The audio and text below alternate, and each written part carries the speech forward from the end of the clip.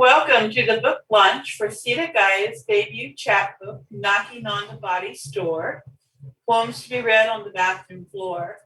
As a publisher, it's been a pleasure to work with Sita. And as a friend, it's been wonderful to continue this relationship. We've made a pact to make this a lifetime agreement. Not as a publisher, because I have other ideas that are going to boost Sita off the charts. Let me tell you a little bit about this book. While continuing to face seizures into adulthood, SitaGaia has to find a way to express from the soul. The honest portrayal of this poet's life will keep the reader enthralled. Imagine what it'd be like to believe you are going to have a simple cup of coffee, only to end up with severe burns. At what point would some people find this to be too much? God knows how it is, not just for oneself, but to show others that they are not alone. Sita has a beautiful community of poets, and I see that in the audience here tonight. I see people waving and giving up the heart sign, so I can tell there's a lot of love in this room. And Sita has specifically invited Bree Bailey to start off this event with her own thoughtful ink. Let me tell you about Bree. Bree Bailey is a new mom who lives in northern New Jersey with her partner and her beautiful baby poet.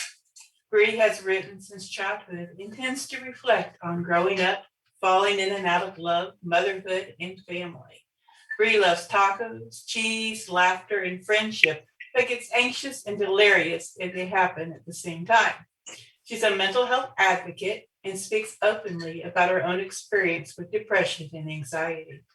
Bree's poems have been featured in Anti-Heroin Chick, Sledgehammer Lit, Gnashing Teeth publication, and is forthcoming in All My Relations, among others. Follow her on Instagram at Bree Bailey Poetry or Twitter at the Bree Bailey. Introducing Bree Bailey. Hi, everyone. I'm Bree. I will be starting with a poem that was on Anti-Heroin Chick April edition. This poem is entitled, I'm Falling Hopelessly in Love with Someone Who Won't Remember Our First Year Together. If there was a booger contest, you would outsnot me. You are 9 pounds of icky, and I'm certain there's at least 10 pounds the scale can't pick up that is the weight of your radiance and life source. You are heavy joy. You weigh down my boots. My feet swear to never leave you. You're at the cusp of starting everything, full of new beginnings. You are a timer that starts and has no end. There's no end to all that you will become. You are the new home. You are the perspiration of new first time. I'm so nervous for you to go to college. These impossible new starts that you'll have and I will bear witness to, and all of those that you'll have that I won't bear witness to. I never knew the ache that comes from loving someone so deeply. I already mourn the moments I won't be around to see and desperately pray for the moments that I will. You make me weep over the heartaches you'll have that I won't be able to cheer you up from. You make me terrified of the future and so undeniably smitten with every new day. You are infinity and yesterday. You give me so much doubt in everything I do. Guilt never hung like a cold satin robe until I ate 2 bites of food while you cried for my attention. You give me so much confidence in everything I've done. You are my inspiration. You are my courage.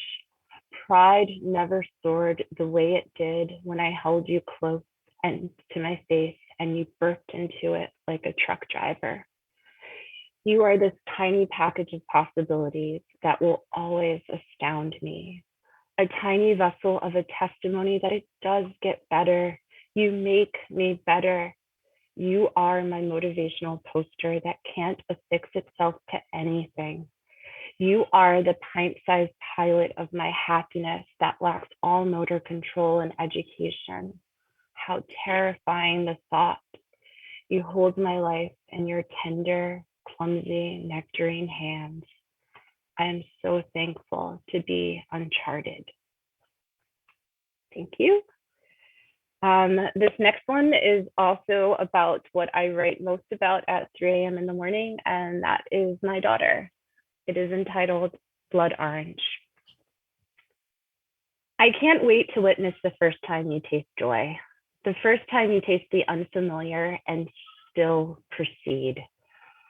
Hot sauce, lemonade, ice cream, sauerkraut just because I can, salt and vinegar potato chips, chocolate cake on your 5th birthday, wasabi if I want to be cruel, honey, popcorn with extra butter at the movie theater, peanut butter, strawberry milkshakes after dark with a side of Oreos, cheesesteak pizza for breakfast, Taco Bell on a summer night, August rain when you get lost on purpose, lipstick when you kissed your lover, blood orange gelato after a breakup, imported manchego when you learned to pronounce charcuterie, salt from the accomplishments leaking from your eyes, trust, courage, love. I can't wait to witness the first time you taste joy. Okay. Next poem is entitled OCD Redefined. Order, control, direction. I taught high school English for 6 years. I state this because I think it is important to know. I spent 6 years having my class items moved every single day. Boards erased mid-sentence, papers thrown like thoughts I can't shake into waste baskets that refuse to take them, homework laid haphazardly on my desk, stapler moved to the left, to the right, to the middle. Everything existed unperfectly and out of unison. Mid-conversation, my eyes would dart to my welcome mat, all centered and looking so unwelcome. How can you feel welcomed if everything is out of order? For 6 years, things were always out of order. I am a vending machine of a person that pleads to be in order. My mind will always fight for order, direction, control, order. This will be my final piece. It's a newer one that actually just got published or accepted for publication. So it'll be in the August issue of Anti-Heroin Chick.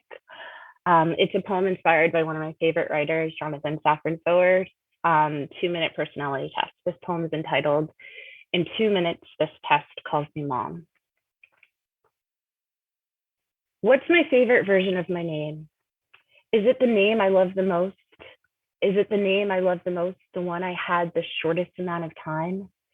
Is it the one written on the card my gynecologist sent me for my first Mother's Day? Are the best moments stemming from some of the cruelest? Do I dance in twilight with metaphors and crust nestled asleep in my eyes? My body moves on its own accord. Does that make me sad or exhausted? Do I care? Does it matter? Which feels worse, going days hungry for sex or going days hungry for my body before it held the fate of my decisions in its clementine hands? Do I have bookmarks of things I've Googled that guarantee my demise, my child's demise? Are ads targeting me before I know who I am? Does my purchase history tell you I've been checked out for a while now? Have I lost friends I never actually had? Which village raised me that I had to forsake in pursuit of a better village?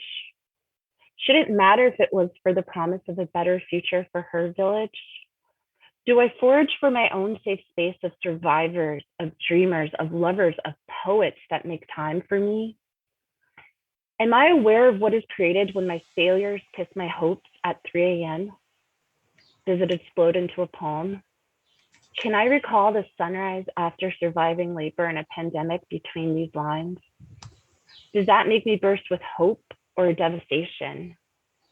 If I cherish the smallest milestones, can I count them the crinkles of my eyes? Do crow's feet march to meet my mother hips? Have my eyes lost more tears than my pens lost their ink? If an angel exists, is it because I birthed her? What is it about giving every piece of my soul and my body to another that doesn't know my name? So heartbreaking yet beautiful. Why does it give me purpose? How do I feel? What is my favorite name? Is it poet? Is it mom? Thank you.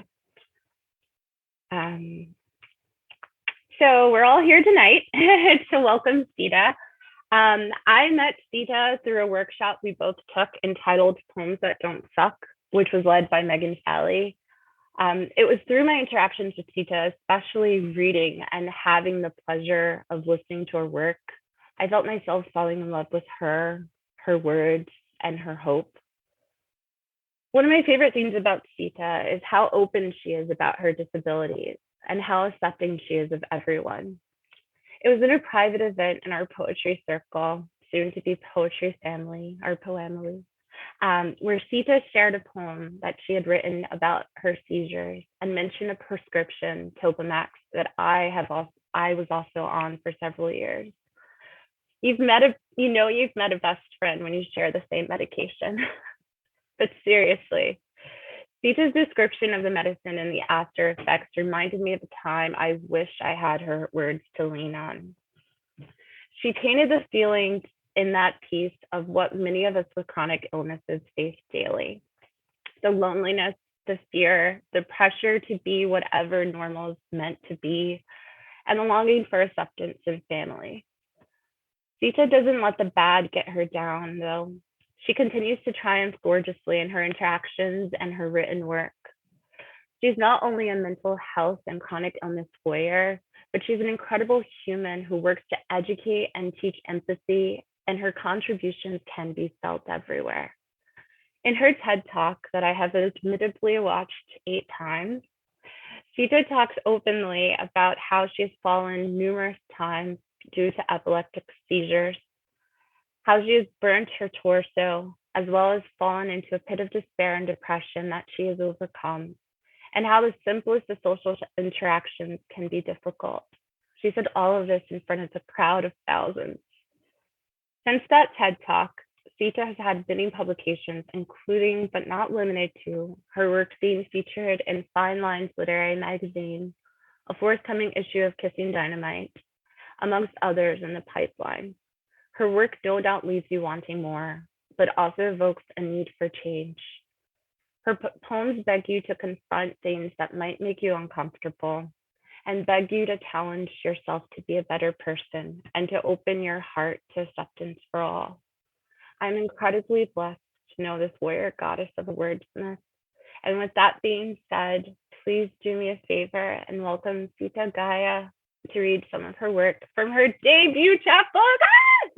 No knocking on the body's door. Welcome, Sita. Thank you, Bree. It's hard to top that kind of introduction. I'm coming at you from Vancouver in the middle of a major heat wave, so that's why my hair's kind of like doing its thing. But that's what life does, right? Just does its thing sometimes.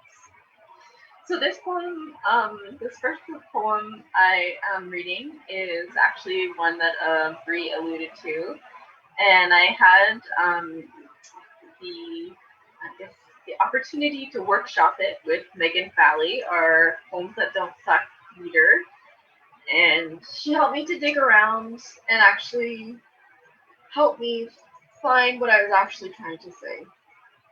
So this is called Turning on the Flashlight in the Gray Hallway. Alone on my path of sickness, friends over cups of coffee, we're so sorry. But they know what it was like to hallucinate Ashton Kutcher in the shower.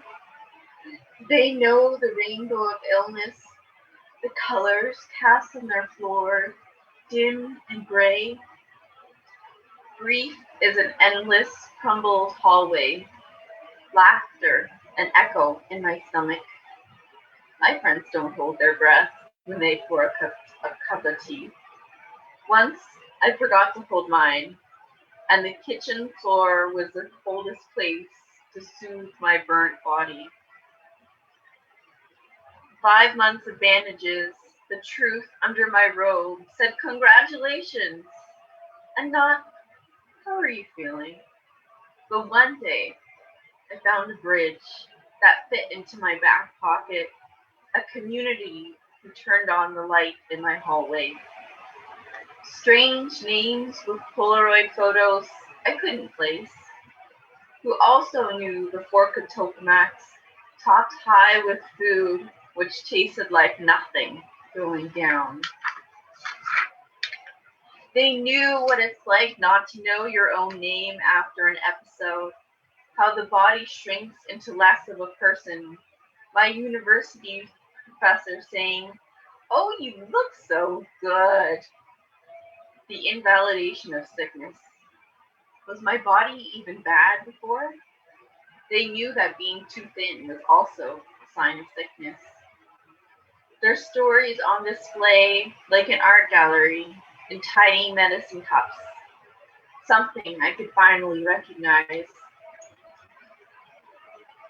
They understood the confusion of a sudden slumber at work, a fatigue that hides behind your eyelids and calls it home. They knew the embarrassment of an unexpected crash at the party of Zumba, breaking a lamp in the studio because your brain had a different agenda than your feet. My friend in London struggles to make enough money. I understand. Without my wife, I swim below the poverty level. I tell my friends across the pond about the polite emails which explain my fingers didn't spin fast enough to work at the coffee shop. My avatar texts 2 purple hearts, the color of epilepsy, to say together we are strong like bulls.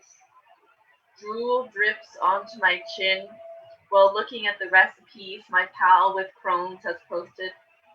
Their phone dings with 2 growls from my hungry stomach, 2 orange hearts to those with multiple sclerosis, one friend stuck in bed for 11 weeks. Sometimes that's all you can do. We don't know the struggle, don't know what to say, but the heart said it all.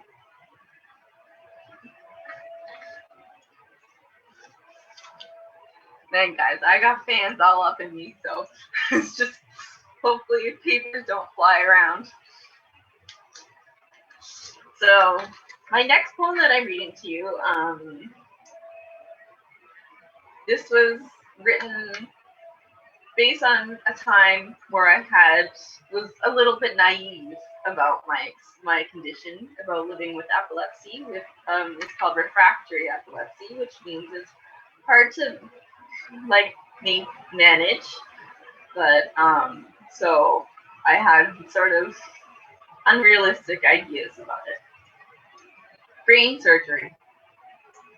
For my first appointment with the neurosurgeon, I wore my favorite clothes and new shoes. When he said he wanted to insert tiny wires into my brain with a robotic hand, I fell for him as hard as my body hit the pavement. I still remember Genevieve. I needed to arrive freshly washed for the day of the surgery. I kept her number in my pocket like a treasure. I guess it was naive of me that they would fix my life. Too fast, I learned that brain surgery involved 4 days of puking, lifting my head for a single moment, only to wish my mom a happy birthday. Some days covered me like a moldy blanket. My favorite nurse asked me, what was wrong? Not able to point in any direction, he covered my teddy's head in toilet paper and medical tape. When the wires were taken out after 2 weeks, I moved clumps of hair away from the drain with my foot. After finally being cleaned up, my head neurologist pulled a chair up to my bed. My tests yielded 0 results. He may as well have taken my brain right then. To him, it was fascinating. Well, I'd rather be swapping it in a game of Christmas.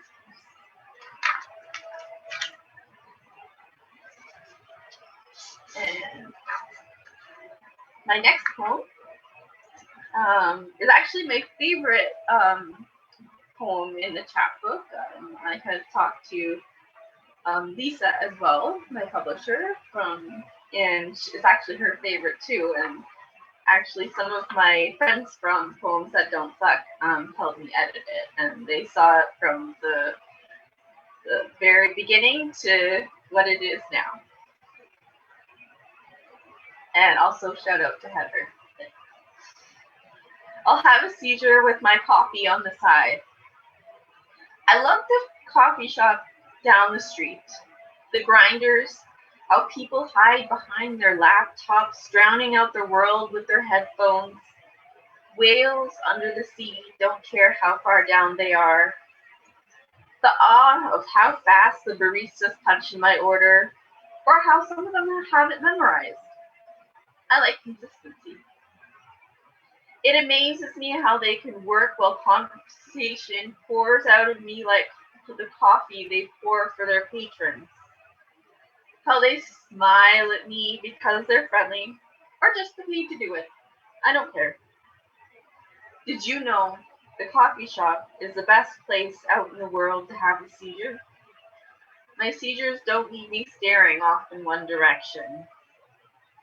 One time, I treated my mom and I to a coffee, and I felt the heavy pull of fatigue from my meds.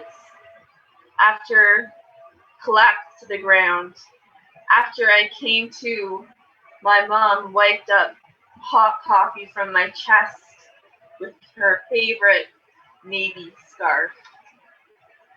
What was my own name? Where was I, and why were people taking pictures of me? The smell of coffee reeked all over my body. The floor was cold, clean, but too hard to fall on, right? Is any floor good to fall on? No. I fall without warning, and my head smacks the floor so hard, I feel my skull move. Ugh. Just thinking about that makes me all grossed out. And it's weird because I can't see everybody. Also, this dimple is not natural. I had a seizure and fell into a corner of a bedside table. So, secrets that you didn't know. My last poem is about my first date with my now wife, Tara. Her eyes look at me serenely, the most beautiful green you would ever see. Compliments seem to be the thing of the hour. I look away, bashful, while she is amused by my shyness. She knows me as the confident girl who asks her out on the first date, not just to chill, but an actual date. A seizure wants to join us on the date, though. It is inconsiderate in that way, cutting the bottom of my chin open. The universe works in funny ways, as she has enough Kleenex from bronchitis a month prior. She joins me on the ground, hoping to comfort me. In my seizure state, I pull her arms around me, a hug during a traumatic moment. My unconscious brain knows how to woo what it wants.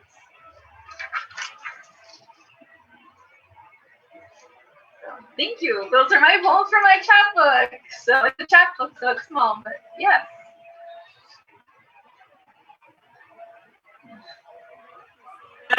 Beautiful. At this point, I'd like to talk a little bit about the artwork that was sent in the book. Is Joe here, Sita? I didn't see him. Joha is not here. Tells did the graphic work in the book, and I'm not sure if they'll bring that up on the screen, but just to give you an idea, I'm not sure you can even see it on but on the whole book is just amazing with the graphics work, and I can't wait till y'all have this book in your hot little hands because it just blows me away. A gift of pure love for Sita was given from Johanna Bartels, and I wish she were here to give a big round of applause, but we can still give her some applause because she did a great job. Beautiful. I would like to thank everybody for coming. It's a great turnout here tonight. We really enjoyed the poetry as well as reading all the wonderful comments in the chat. And I would like to open it up at this point for questions. So who has some questions to ask? Just raise a hand. I may not see you, but if I don't, just say something. Actually, don't raise your hand at all. They'll pick your nose, sweetie. That was just lovely, Sita. I enjoyed every minute of it. Thank you so much. And thank you, Bree. Your poems were really lovely as well. Thank you very much. And I asked Bree to be my opener because I felt like we had similar themes that went together.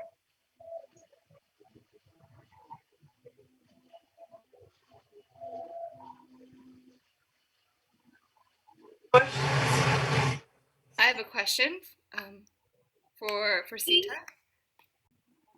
Yeah, my question for Sita is I'm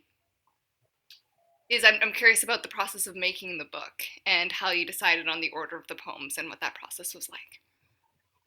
The order of the poems, that's a really great question, Christine. I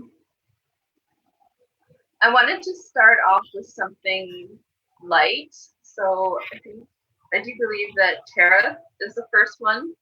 And then there's like a poem it's like all about kind of laying out things about my illness that you should know kind of in how it happened. Just, my illness, and because I got very ill in my early 20s. So it was kind of, is brain surgery an option? Is this an option? And is like the isolation part. And so that was kind of how I did that. And brain surgery, I think, is like in the middle of the book. I mean, it's a short chap, but it was kind of, considered very early on. Sita, Yes. I'm so proud of you. Oh, thank you so much. Your work is marvelous. Thank you. Thank you. I can really relate to your words and who you are. It's so authentic. Thank you. Thank you. That was like my goal, is if we could help one person, that was my goal. One person at least. I'm sure you have.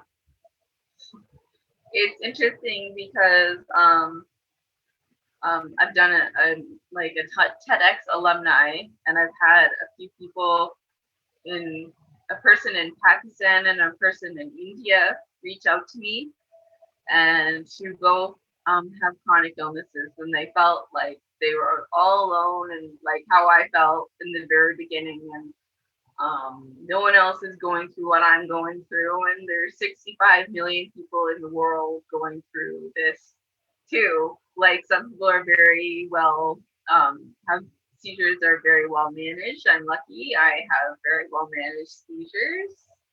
Touch wood, somebody. Very superstitious person. And I feel like I have good reason to be. I lost my train of thought. That's the brain fog, But and so they felt like kinship with those ideas, and I was just so happy to put it into poetry form. I have a question. Yeah. Sita, it has been such a journey watching you from when I first met you to being here now. Like, I'm beaming with so much pride. It's wonderful. And so my question to you is, how do you feel? Oh my gosh, this is so great. Honestly, Jude was my grade 3 teacher, and she taught me how to write poetry, and it's been my dream since grade 3 to be a writer. So this sounds like super cheesy, but that's okay because that's just like what I am. It just like it feels really emotional and really exciting. I've done like the Snoopy dance like 5 times, I think, for this. That's like a lot of work. Not in the heat, but yes. Oh, It you're feels glowing. amazing. And now I just feel like it's just onward from here. Absolutely. Thank you so much, Sita. Also, Vicky, thank you for being a support throughout this journey. Does anybody have any other questions? I'm like very open about my epilepsy. I mean, I wrote a chapbook about it. I did a TEDx talk about it. So Well, Sita, I do have a question about how you write your poems. So do you have a favorite place you like to sit, or is there a certain kind of book you like to use? yes, I do have hi Auntie Deb. I do have like a specific poetry notebook that only poetry goes into, but sometimes if you're scrambling, like you have to just scramble whatever paper is there. And I believe it was Kurt Vonnegut came up with the term swooper and basher. So swoopers can just come in onto the page, write all their ideas down, and then come back and edit it. And then bashers like to work through everything. So I'm definitely a swooper. I'll just word vomit everything, and then I'll like sometimes even at like 2 a.m. I'm like, poetry brain, shh, go to bed. But it's like, no, you have to get this out. So I'll creep out of bed and like find my book and like find a light and write in the kitchen and then go back to bed because it won't leave me alone. So yeah, some people are more thorough with every single line, but I'm not. That's where the editing comes in. Oh, I play word games. Thanks again. You're as eloquent speaking as you are writing, and I'm really looking forward to getting your chapbook. So well done. Thank you. Thank you, Aunt Carol. Robin asked, do you play word games on your head? I play word games on my phone, but no. I think Nell has a question. Hi, friend. I'm so excited for you. Thank you. My question was, what was your favorite part of this whole process? Was it writing the poems? Was it actually like getting published? Was it the release day? What is your favorite part of all this? Because I've yet to experience it, and I want to know what your favorite part is. Dang. I think getting the chapbook contract was the best part. And actually seeing the cover and knowing that it's a tangible thing out in the world. So people can look at it and it's freaking beautiful. I wish that Johanna wasn't sick today. She has a very bad migraine. But she's a professional graphic designer and she did an amazing job with my poems. And she said she wanted it to be a book that people come back to, and that part of it was also a really nice piece to it. Oh, so I guess that's like a multi-layered answer. Catherine? I see Catherine's got a hand up.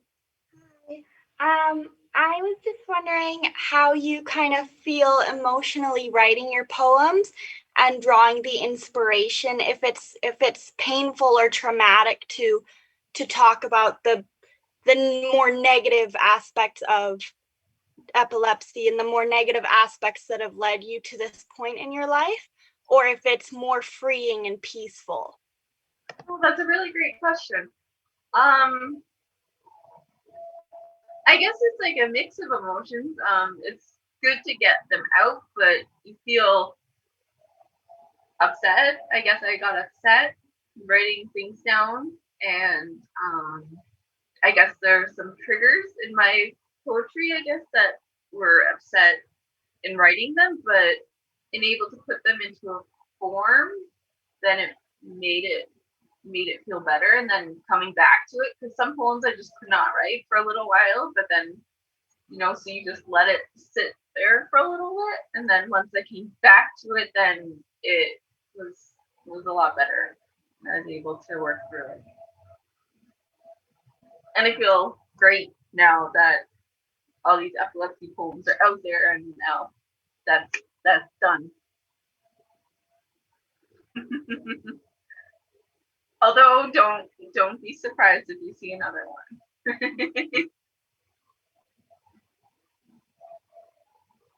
Another one. What do you have coming up in the works? Lisa, that was my question. Sorry, Bree. You can go ahead and ask it again. I'm working on slowly. I kind of just am a very goal-driven person, so I'm slowly working on poems about mental health. As I was diagnosed with complex PTSD because of my epilepsy, so it's like, man, come on, give me a break. So it's a heavy topic and difficult to understand even for myself. So that's what I'm working on.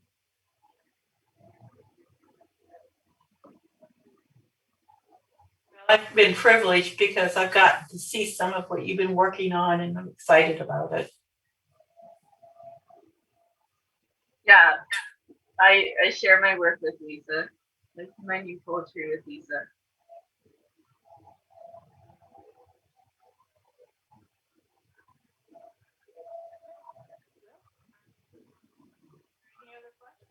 Does anyone else have a question? Like to say before we bring things to a close? All right.